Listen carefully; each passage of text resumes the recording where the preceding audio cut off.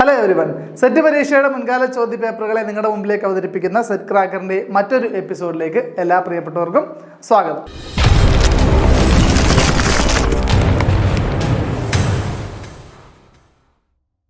അപ്പോൾ നമ്മൾ ചർച്ച ചെയ്തുകൊണ്ടിരുന്ന ക്വസ്റ്റ്യൻ്റെ ബാലൻസ് ആണ് നമ്മൾ നോക്കുന്നത്. നമുക്ക് മാച്ച് ദ ഫോളോയിങ് ആണ്. രണ്ട് ലിസ്റ്റ് തന്നിട്ടുണ്ട്. ഇതിനകത്തുള്ള കാര്യങ്ങൾ നമ്മൾ മാച്ച് ചെയ്യണം. LMS ഉണ്ട്, ഫസ്റ്റ് ലിസ്റ്റാണ് വായിക്കുന്നത്. LMS, RUSA, റൂസ എന്ന് വായിക്കും. ഇവാലുവേഷൻ, കൗൺസിലിംഗ്, ഇത്രയും കാര്യങ്ങളാണ് ഫസ്റ്റ് ലിസ്റ്റിലുള്ളത്. ഓക്കെ, സെക്കൻഡ് ലിസ്റ്റിൽ റേറ്റിംഗ് സ്കെയിൽ ഉണ്ട്, എക്ലക്റ്റിക് ഉണ്ട്, ഹയർ എഡ്യൂക്കേഷൻ ഉണ്ട്, മൂഡിലുണ്ട്. അപ്പോൾ ഇതിനെ നമ്മൾ പ്രോപ്പറായിട്ട് എന്ത് ചെയ്യണം, മാച്ച് ചെയ്യണം എന്നുള്ളതാണ്. അപ്പോൾ ഇതിൻ്റെ ആൻസർ നമുക്ക് പറഞ്ഞിട്ട് എക്സ്പ്ലനേഷനിലേക്ക് പോകാം. ഇതിൻ്റെ ആൻസർ ഓപ്ഷൻ ബി ആണ് കേട്ടോ. ഓപ്ഷൻ ബി എന്ന് പറഞ്ഞാൽ A to 4, A എന്ന് പറയുന്നത് 4ലേക്കാണ്. LMS എന്താണെന്നും മൂഡിൽ എന്താണെന്നും ഒക്കെ നമ്മൾ എക്സ്പ്ലനേഷൻ പറയാം. അതുപോലെ റൂസ എന്ന് പറയുന്നത് അല്ലെങ്കിൽ RUSA എന്ന് പറയുന്നത് ബി എന്ന് പറയുന്നത് 3ലേക്കാണ് അല്ലേ, ഹയർ എഡ്യൂക്കേഷനിലേക്കാണ് പോയിരിക്കുന്നത്. ഇവാലുവേഷൻ അല്ലെങ്കിൽ C എന്ന് പറയുന്നത് റേറ്റിംഗ് സ്കെയിലിലേക്കാണ് പോയിരിക്കുന്നത്.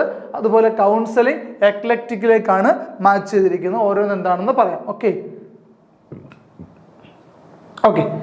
LMS എന്താണ്? LMS എന്ന് വെച്ചാൽ ലേണിംഗ് മാനേജ്മെന്റ്, ഫുൾ ഫോം എന്താണ്? ലേണിംഗ് മാനേജ്മെന്റ് സിസ്റ്റമാണ്. അപ്പോൾ അതിനൊരു എക്സാമ്പിൾ ആണ് മൂഡിൽ എന്ന് പറയുന്നത് കേട്ടോ. അപ്പോൾ മൂഡിൽ എന്ന് പറയുന്നത് എന്താണ്? ഒരു ലേണിംഗ് മാനേജ്മെന്റ് സിസ്റ്റമാണ്. അതായിരുന്നു നമ്മുടെ ഫസ്റ്റ് ലിസ്റ്റിലുണ്ടായിരുന്നത് LMS. ഓക്കെ, അപ്പോൾ LMSന്റെ ഒരു എക്സാമ്പിൾ ആണ് എന്ത്? മൂഡിൽ എന്ന് പറയുന്നത്. ഓക്കെ ആണല്ലോ. അടുത്ത RUSA, റൂസ എന്ന് നമ്മൾ വിളിക്കും, രാഷ്ട്രീയ ഉച്ചതർ ശിക്ഷ അഭിയാൻ. അത് ഒരു ഒരു സ്കീമിന്റെ പേരാണ്. രാഷ്ട്രീയ ഉച്ചതർ ശിക്ഷ അഭിയാൻ എന്നാണ് ആ സ്കീമിന്റെ മുഴുവൻ പേര്. Is A scheme exclusively for the development of higher education in India. ഇന്ത്യയിലെ ഉന്നത വിദ്യാഭ്യാസത്തിന്റെ ഡെവലപ്മെന്റിന് വേണ്ടി പ്രവർത്തിക്കുന്ന ഒരു സ്കീമാണ്, അല്ലെങ്കിൽ അതിനുവേണ്ടി ഇനിഷ്യേറ്റീവ് എടുത്തിരിക്കുന്ന ഒരു സ്കീമാണ് RUSA എന്ന് പറയുന്നത്. നമ്മുടെ SSA, അതുപോലെ RMSA, ഇങ്ങനെയൊക്കെ പറഞ്ഞുള്ള സ്കീമുകളുടെ ഒരെണ്ണം. അതേപോലത്തെ മറ്റൊരു സ്കീമാണ് എന്ത്? RUSA, സർവ്വ ശിക്ഷാ അഭിയാൻ, പിന്നീട് സമഗ്ര ശിക്ഷാ അഭിയാനൊക്കെ ആയിട്ടുണ്ടല്ലോ അല്ലേ. അപ്പോൾ അതിൻ്റെ അത് സെക്കൻഡറി തലത്തിലേക്കുള്ളതാണെങ്കിൽ ഇത് ഹയർ എഡ്യൂക്കേഷനിലേക്കുള്ളതാണ്. ഹയർ എഡ്യൂക്കേഷൻ എന്ന് പറഞ്ഞാൽ ഉന്നത വിദ്യാഭ്യാസത്തിന്റെ ഡെവലപ്മെന്റിന് വേണ്ടിയുള്ളതാണ് ഇത് RUSA എന്ന് പറയുന്നത് കേട്ടോ. അപ്പോൾ RUSA എന്ന് പറയുന്നത് രാഷ്ട്രീയ ഉച്ചതർ ശിക്ഷാ അഭിയാൻ, ഫുൾ ഫോം ഓർത്തിരിക്കുക, രാഷ്ട്രീയ ഉച്ചതർ ശിക്ഷാ അഭിയാൻ. ഓക്കെ, അതൊരു സെൻട്രൽ ഗവൺമെന്റ് സ്കീമാണ് for the development of higher education in India. Okay, അടുത്ത റേറ്റിംഗ് സ്കെയിൽ ആണ്. Rating scale it is used to evaluate the intensity of an observing feature. ഒരു കാര്യം നമ്മൾ ഒബ്സർവ് ചെയ്യുന്ന ഏതെങ്കിലും ഒരു ഫീച്ചർ അല്ലെങ്കിൽ എന്തെങ്കിലും ഒരു ഒരു ആക്ടിവിറ്റി അല്ലെങ്കിൽ എന്തെങ്കിലും ഒരു ക്വാണ്ടിറ്റി, അതിൻ്റെ തീവ്രത, അതിൻ്റെ ഇൻറ്റൻസിറ്റി അളക്കാൻ വേണ്ടിയാണ് എന്ത് റേറ്റിംഗ് സ്കെയിൽ ഉപയോഗിക്കുന്നത്. ഇപ്പോൾ നമുക്ക് എന്തെങ്കിലും ഒരു ഓറിയൻറ്റേഷൻ ക്ലാസ് നിങ്ങൾ പങ്കെടുക്കുകയാണെങ്കിൽ നിങ്ങളുടെ അവസാനം ഒരു ഫീഡ്ബാക്ക് ചോദിക്കുകയാണ്, ക്ലാസ് എങ്ങനെയുണ്ടായിരുന്നു? അപ്പോൾ അതിന് ഓപ്ഷൻസ് വളരെ നന്നായിരുന്നു അല്ലേ, നന്നായിരുന്നു, മോശമായിരുന്നു, വളരെ മോശമായിരുന്നു, ഇങ്ങനെ 3-4 കാറ്റഗറി തരില്ലേ. അപ്പോൾ അതാണ് റേറ്റിംഗ് സ്കെയിൽ കൊണ്ട് ഉദ്ദേശിക്കുന്നത്.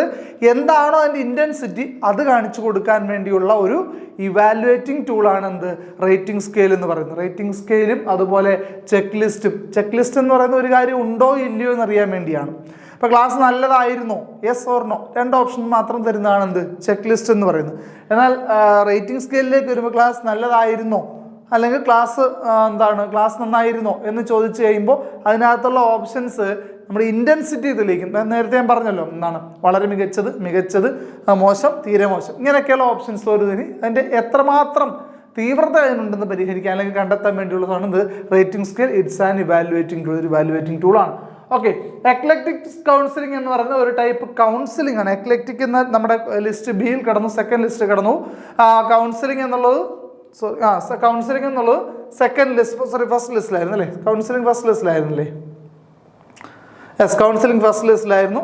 അതിൻ്റെ ഒരു ടൈപ്പ് ഓഫ് കൗൺസിലിംഗ് ആണ് eclectic counselling. It's a type of counselling with a mix of directive and indirective techniques use depending on the situation. സാഹചര്യങ്ങൾക്കനുസരിച്ച് ഡയറക്റ്റീവോ ഇൻഡയറക്റ്റീവോ മെത്തേഡ്സുകൾ ഉപയോഗിച്ച് കൗൺസിലിംഗ് നടത്തുന്ന രീതിയാണ് എക്ലക്റ്റിക് കൗൺസിലിംഗ് എന്ന് പറയുന്നത്. അപ്പോൾ എക്ലക്റ്റിക്കിനെ കൗൺസിലിംഗുമായിട്ടായിരുന്നു മാച്ച് ചെയ്തിരുന്നത്. ഓക്കെ, അടുത്ത ദിവസം നോക്കിക്കോളൂ. Identify the correct statements. Planning is the essential requirement for a good administration. Education administration involves optimum use of resources.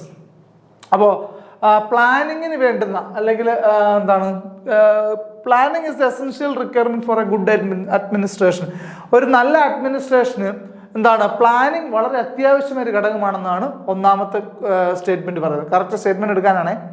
Education administration involves optimum use of resources. വിഭവങ്ങളുടെ കൃത്യമായ maximum ഉപയോഗമാണ് എഡ്യൂക്കേഷൻ അഡ്മിനിസ്ട്രേഷൻ ചെയ്യേണ്ടത്. ഈ രണ്ട് statement കാണുമ്പോൾ തന്നെ നമുക്കൊരു ഏകദേശ ഐഡിയ കിട്ടും രണ്ട് സ്റ്റേറ്റ്മെന്റും ട്രൂ ആണെന്നുള്ളത് അല്ലേ. അപ്പോൾ അതുകൊണ്ട് ഓപ്ഷൻ സി ബോത്ത് 1 and 2 തന്നെയാണ് ശരിയായിട്ടുള്ളൂ. രണ്ട് സ്റ്റേറ്റ്മെന്റും ശരിയാണ്. അപ്പോൾ അഡ്മിനിസ്ട്രേഷന് പ്ലാനിങ് നിർബന്ധമാണ്. അറിയാമല്ലോ നമ്മൾ എന്ത് കാര്യം നടത്തണമെങ്കിൽ എന്തുണ്ടാവണം, അതിനൊരു പ്ലാനിങ് ഉണ്ടാവണം അല്ലേ. കൃത്യമായ പ്ലാനിങ് ഉണ്ടെങ്കിൽ മാത്രമേ കൃത്യമായ അതിൻ്റെ ഒരു ഫലപ്രദം നമ്മൾ ഉദ്ദേശിക്കുന്ന റിസൾട്ടിലേക്ക് അത് എത്തിച്ചേരുകയുള്ളൂ എന്നുള്ളതാണ്. ഓക്കെ, അതുപോലെ ആവശ്യമായ അല്ലെങ്കിൽ എന്താണ് ഉള്ള റിസോഴ്സുകളെ വിഭവങ്ങളെ മാക്സിമം പ്രയോജനപ്പെടുത്തുക, ഒപ്റ്റിമം ലെവലിൽ അതിനെ എന്താണ് യൂസ് ചെയ്തെങ്കിൽ മാത്രമേ എന്താണ് optimum use of resources use ചെയ്തെങ്കിൽ മാത്രമേ ഒരു നല്ല ഒരു അഡ്മിനിസ്ട്രേഷൻ നടത്താൻ സാധിക്കും. അല്ലെങ്കിൽ എഡ്യൂക്കേഷൻ അഡ്മിനിസ്ട്രേഷനുകളിൽ ഒപ്റ്റിമം യൂസ് നടത്തുന്നത് എഡ്യൂക്കേഷൻ അഡ്മിനിസ്ട്രേഷന് മാത്രമല്ല എല്ലാത്തരം അഡ്മിനിസ്ട്രേഷനുകളിലും ഒപ്റ്റിമം യൂസ് ഓഫ് റിസോഴ്സസ് ആണ് ഏറ്റവും ബെറ്റർ എന്നുള്ളതാണ് നിങ്ങൾ ഇതിൻ്റെ അകത്ത് അറിഞ്ഞിരിക്കേണ്ടത്. ഓക്കെ ആണേ, ശരി. നെക്സ്റ്റ് ക്വസ്റ്റ്യനിലേക്ക് പോകാം. RPWD act came in to force. RPWD act അറിയാമല്ലോ, എന്താണ് അംഗവൈകല്യമുള്ളവർക്കോ അല്ലെങ്കിൽ എന്താണ് ഡിഫറൻ്റ്ലി ഏബിൾഡ് ആയിട്ടുള്ള ആൾക്കാർക്ക് സംരക്ഷണം ഉറപ്പുവരുത്തുന്ന ആക്റ്റാണ് RPWD ആക്ട്. അത് ഏത് വർഷമാണ് നിലവിൽ വന്നതാണ് ചോദ്യം. അതിൻ്റെ options 1995, 2004, 2009 and 2016. Answer 2006. 2016 RPWD act നിലവിൽ വരുന്നത്. അപ്പോൾ അതിന് മുമ്പ് RPWD ആക്ട് ഇല്ലയോ എന്നൊരു ചോദ്യം ചോദിക്കുക. അതായത് അതിന് മുമ്പ് വികലാംഗർക്ക് സംരക്ഷണം ഇല്ലയോ എന്ന്. അതിന് മുമ്പ് സംരക്ഷണം ഉണ്ട്, അതിനെപ്പറ്റി ഡീറ്റെയിൽ നമുക്ക് പറയാം.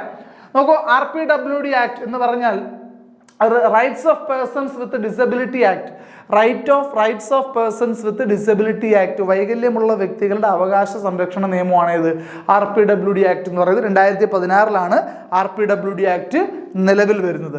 The objective of the RPWD act is to ensure that all persons with disabilities can lead their lifes with dignity without discrimination and with equal opportunities. അതായത് ആത്മാഭിമാനത്തോടെയും വിവേചനമില്ലാതെയും തുല്യ അവസരങ്ങൾ ലഭിക്കുകയും ഒക്കെ വഴി ജീവിക്കാൻ സാധിക്കുന്നത്, ഡിസബിലിറ്റീസ് ഉള്ള വ്യക്തികൾക്കും ജീവിക്കാൻ അനുവാദം നൽകുന്ന അല്ലെങ്കിൽ അവർക്ക് അതിനുള്ള പ്രൊട്ടക്ഷൻ നൽകുന്ന ആക്റ്റാണ് ഇത് RPWD ആക്ട് ഓഫ് 2016 എന്ന് പറയുന്നു. ഓക്കെ ആണല്ലോ. There are 21 types of disabilities according to RPWD Act of 2016. RPWD act പ്രകാരം എത്ര തരം വൈകല്യങ്ങൾ ഉണ്ടെന്നുള്ളത് പ്രീവിയസ് ഇയർ ക്വസ്റ്റ്യൻ ആണ്. RPWD ആക്ട് പ്രകാരം 21 തരം വൈകല്യങ്ങളാണ് ഉള്ളത് കേട്ടോ. അപ്പോൾ ശ്രദ്ധിക്കേണ്ട പ്രധാനപ്പെട്ട കാര്യമാണ്. RPWD ആക്ട് പ്രകാരം എത്ര തരം വൈകല്യങ്ങളുണ്ടെന്ന് ചോദിച്ചാൽ 21 ടൈപ്പ് ഓഫ് ഡിസബിലിറ്റീസ് ആണ് RPWD ആക്ടിൽ മെൻഷൻ ചെയ്തിരിക്കുന്ന കാര്യം ഓർത്ത് വെച്ചേക്കാം. Okay, RPWD act replaced PWD act of 1995. 1995 person with disabilities ആക്ടിനെ റീപ്ലേസ് ചെയ്തുകൊണ്ടാണ് എന്ത് വരുന്നത്, 2016 RPWD ആക്ട് വരുന്നു എന്നുള്ള കാര്യം ഓർത്ത് വെച്ചത്. അപ്പോൾ RPWD ആക്ട് 2016 മുൻഗാമി ആരെന്ന് ചോദിച്ചാൽ 1995 പേഴ്സൺ വിത്ത് ഡിസബിലിറ്റി ആക്ട് ആണെന്നുള്ള കാര്യം ഓർത്തിരിക്കുക. പറഞ്ഞ് മനസ്സിലായി. അപ്പോൾ 2016 മുൻപ് ഈ ഡിസേബിൾഡ് ആയിട്ടുള്ള വ്യക്തികൾക്ക് സംരക്ഷണം നൽകിയിരുന്ന ഏത് ആക്ട് പ്രകാരമാണ്? PWD ആക്ട് ഓഫ് 1995 പ്രകാരമാണ്. അതിനുശേഷം 2016 ശേഷമാണ് RPWD ആക്ട് നിലവിൽ വരുന്നത്. ഓക്കെ, RPWD ആക്ട് പ്രകാരം 21 ഡിസബിലിറ്റീസ് ആണുള്ളത്. Rights of persons with disabilities act 2016 എന്നാണ് ഫുൾ നെയിം അല്ലെങ്കിൽ മുഴുവൻ പേരെന്ന് പറയുന്നത്. ക്ലിയർ അല്ലേ? ശരി, നെക്സ്റ്റ് ക്വസ്റ്റ്യനിലേക്ക് നോക്കാം. റെഡ്യൂസിങ് ദ എൻവയോൺമെന്റൽ impact of technology is known as. അറിയാമല്ലോ, ടെക്നോളജി കാരണം എൻവയോൺമെന്റൽ ഇമ്പാക്റ്റുകൾ കൂടുതലാണെന്നുള്ളൊരു പരാതി ഉണ്ടല്ലേ. അതായത് നമ്മുടെ ഇലക്ട്രോണിക് റിസോഴ്സുകളൊക്കെ ആണെങ്കിൽ പോലും അതിൻ്റെ ഈ വേസ്റ്റുകളൊക്കെ എന്താണ് പരിസ്ഥിതിക്ക് ആഘാതം ഏൽപ്പിക്കുന്ന തരത്തിലായി മാറുന്നുണ്ട് പലപ്പോഴും അല്ലേ. ടെക്നോളജികൾ വർദ്ധിക്കുന്നതിനനുസരിച്ച് എൻവയോൺമെൻറ്റിൻ്റെ ഡിപ്ലീഷൻ കൂടിക്കൊണ്ടിരിക്കുകയാണെന്നുള്ള ഒരു കാഴ്ചപ്പാട് പൊതുവിലുള്ളതാണ്. അത് സത്യവുമാണ് അല്ലേ. ഇൻഡസ്ട്രീസിൻ്റെയും അതുപോലെ എന്താണ് പല പല ഇൻവെൻഷൻസും ഒക്കെ മുമ്പോട്ട് വരുമ്പോൾ നമ്മുടെ ക്വാളിറ്റി ഓഫ് ലൈഫ് ഇമ്പ്രൂവ് ചെയ്യുമ്പോഴും എൻവയോൺമെൻറ്റിനെ സംരക്ഷിക്കുന്ന അല്ലെങ്കിൽ എൻവയോൺമെൻറ്റിന് ദോഷകരമാകുന്ന പല കാര്യങ്ങളും അതിൻ്റെ ആഫ്റ്റർ എഫക്റ്റ് ആയിട്ട് വരുന്നുണ്ടെന്നുള്ളൊരു കാര്യം നമുക്കറിയാം അല്ലേ. Reducing the environmental impact of technology is known as. അതായത് ടെക്നോളജിയുടെ എൻവയോൺമെൻറ്റൽ ഇമ്പാക്റ്റ് കുറയ്ക്കുന്ന കുറയ്ക്കുന്നതിന് വിളിക്കുന്ന പേരെന്താണെന്നാണ് ചോദിച്ചിരിക്കുന്നത്. അപ്പം സൂപ്പർ കമ്പ്യൂട്ടിംഗ് ഉണ്ട്, ഗ്രീൻ കമ്പ്യൂട്ടിംഗ് ഉണ്ട്, ഇ വേസ്റ്റ് മാനേജ്മെന്റ് ഉണ്ട്, കാർബൺ എമിഷൻ ടെക്നോളജി ഉണ്ട്. ഈ ഓപ്ഷൻ കാണുന്ന ഒരാളെ സംബന്ധിച്ച് വളരെ എളുപ്പത്തിൽ തന്നെ ഉത്തരം എഴുതാൻ സാധിക്കും. ഗ്രീൻ കമ്പ്യൂട്ടിംഗ് ആണ് ഇതിന്റെ ആൻസർ. സൂപ്പർ കമ്പ്യൂട്ടിംഗ് എന്താ നമുക്കറിയാം അല്ലേ? സൂപ്പർ കമ്പ്യൂട്ടിംഗ് എന്തായാലും വരില്ല. അതുപോലെ ഇ വേസ്റ്റ് മാനേജ്മെന്റ് മാത്രമല്ലല്ലോ ഈ പറയുന്ന ടെക്നോളജിയുടെ ഇമ്പാക്റ്റ് എന്ന് പറയുന്നത്. അപ്പോൾ അതും പൂർണ്ണമായിട്ട് സാധിക്കില്ല. കാർബൺ എമിഷൻ ടെക്നോളജി ഇതുമായിട്ട് നേരിട്ട് ബന്ധമുണ്ട്, എന്നിരുന്നാൽ തന്നെയും പൂർണ്ണമായി അതിൽ മാത്രം റിലേറ്റ് ചെയ്യാൻ സാധിക്കത്തില്ല നമുക്ക് അല്ലേ. അപ്പോൾ ഗ്രീൻ കമ്പ്യൂട്ടിംഗ് ആണ് വേടിൻ്റെ അകത്ത് തന്നെ നമുക്ക് കിട്ടും. അതുകൊണ്ടാണ് ഞാൻ പറഞ്ഞ ചോദ്യം ഓപ്ഷൻ കാണുമ്പോൾ തന്നെ നമുക്ക് എന്ത് ചെയ്യാൻ പറ്റും, ചൂസ് ചെയ്യാൻ പറ്റും എന്നുള്ളത്. അപ്പോൾ ഗ്രീൻ കമ്പ്യൂട്ടിംഗ് ആണ് ഇതിൻ്റെ ആൻസർ ആയിട്ട് വരുന്നത് കേട്ടോ. അപ്പോൾ റെഡ്യൂസിങ് ദ എൻവയോൺമെന്റൽ ഇമ്പാക്റ്റ് ഓഫ് ടെക്നോളജി എന്ന് പറയുന്നത് അറിയപ്പെടുന്നത് എന്താണ്, ഗ്രീൻ കമ്പ്യൂട്ടിംഗ് എന്നുള്ളതാണ്. Okay, FIACS stands for, FIACS എന്തിനെ സൂചിപ്പിക്കുന്നുള്ളതാണ്. അതിൻ്റെ ഓപ്ഷൻ കാണുമ്പോൾ തന്നെ എല്ലാ ഓപ്ഷനും ഫ്ലാൻഡേഴ്സിൻ്റെ കാര്യമാണ് പറയുന്നത്. സോ ആ ഒരു ടോപ്പിക്കിനെ പറ്റി ധാരണയുള്ളവരെ സംബന്ധിച്ച് ഇത് പെട്ടെന്ന് കാണുമ്പോൾ ചില മനസ്സിലായാലും ഓപ്ഷനിലേക്ക് എത്തുമ്പോൾ അറിയാവും. അതായത് ആ ടോപ്പിക്കിനെ കൈകാര്യം ചെയ്തിട്ടുള്ള ഒരാളെ സംബന്ധിച്ച് ഉത്തരത്തിലേക്ക് എത്താൻ സാധിക്കും. അല്ലാതെ FIACS മാത്രം പെട്ടെന്ന് ചോദിക്കുമ്പോൾ നമുക്ക് ചിലപ്പോൾ ഒരു കൺഫ്യൂഷൻ ഉണ്ടായേക്കാം. Okay, Flanders interaction analysts category system, അതാണ് ഓപ്ഷൻസ് ആണ് ഞാൻ വായിക്കുന്നത്. Flanders information analysis communication system. Option C Flanders interaction analysis classroom system. D Flanders information analysis classroom strategy. അപ്പോൾ ഫ്ലാൻഡർ എന്താണ് അവതരിപ്പിച്ചിട്ടുള്ളത്, സൈക്കോളജി ബന്ധപ്പെട്ട് എന്താണ് അവതരിപ്പിച്ചിട്ടുള്ളത് എന്നുള്ള ഒരു ധാരണ ഉള്ളവരെ സംബന്ധിച്ച് ഇതിന് ഉത്തരം എഴുതാൻ സാധിക്കും എന്നുള്ളതാണ് നമ്മൾ പറഞ്ഞത്. അപ്പോൾ FIACSന്റെ ഫുൾ ഫോം എന്തുള്ളതാണ് ഇവിടുത്തെ ചോദ്യം. അതിൻ്റെ ആൻസർ എന്താണ്? Option A Flanders interaction analysts category system എന്നുള്ളതാണ്. Flanders developed a system of interaction analysis to study what is happening in a classroom when a teacher teaches. അതായത് ഫ്ലാൻഡർ ഒരു system of interaction analysis develop ചെയ്തിട്ടുണ്ട്. എന്തിനാണെന്ന് വെച്ചാൽ ഒരു teacher ക്ലാസ്സിൽ അധ്യാപനം നടത്തുമ്പോൾ അല്ലെങ്കിൽ ടീച്ചർ ടീച്ച് ചെയ്യുമ്പോൾ ആ ക്ലാസ്സിൽ നടക്കുന്ന കാര്യങ്ങൾ അല്ലേ analysis to study what's happening in a classroom. കുട്ടികളുടെ ഇൻട്രാക്ഷൻ എന്താണ്, കുട്ടികളുടെ അറ്റൻഷൻ എന്താണ് തുടങ്ങിയ ക്ലാസ് റൂമിൽ നടക്കുന്ന കാര്യങ്ങളും അനലൈസ് ചെയ്യാൻ വേണ്ടിയുള്ള ഫ്ലാൻഡർ ഡെവലപ്പ് ചെയ്തിട്ടുള്ള ഒരു സിസ്റ്റമാണ് എന്ത്, Flanders interaction analysis category system എന്ന് പറയുന്നത്. ക്ലിയർ ആണല്ലോ? അപ്പോൾ അത് ഓർത്തിരിക്കുക. ഇതങ്ങനെ എപ്പോഴും ഈ ഭാഗത്ത് നിന്ന് ചോദ്യം വരുന്ന ഒരു മേഖലയല്ല. അതുകൊണ്ട് തന്നെ ശ്രദ്ധിക്കുക. റയറായ ക്വസ്റ്റ്യൻ വരുന്ന ഒരു ഭാഗമാണ്. അതുകൊണ്ട് അതിനെ ശ്രദ്ധിച്ചോളുക. ഒന്ന് മനസ്സിലാക്കി തന്നെ പഠിച്ചു വെച്ചേക്കുക. ഓക്കെ, അപ്പോൾ ഇന്നത്തെ ക്ലാസ്സിൽ നമ്മൾ ഇത്രയും ക്വസ്റ്റ്യൻസ് ആണ് നമ്മൾ ഡിസ്കസ് ചെയ്യുന്നത്. അപ്പോൾ ഇതിൻ്റെ ബാലൻസ് ഭാഗത്ത് അല്ലെങ്കിൽ ബാക്കി പാർട്ട് ക്വസ്റ്റ്യൻസുമായിട്ട് നമുക്ക് സെറ്റ് ക്രാക്കറിൻ്റെ മറ്റൊരു എപ്പിസോഡിൽ അല്ലെങ്കിൽ അടുത്തൊരു സെഷനിൽ നമുക്ക് വീണ്ടും മീറ്റ് ചെയ്യാം. അതുവരെ ഗുഡ് ബൈ.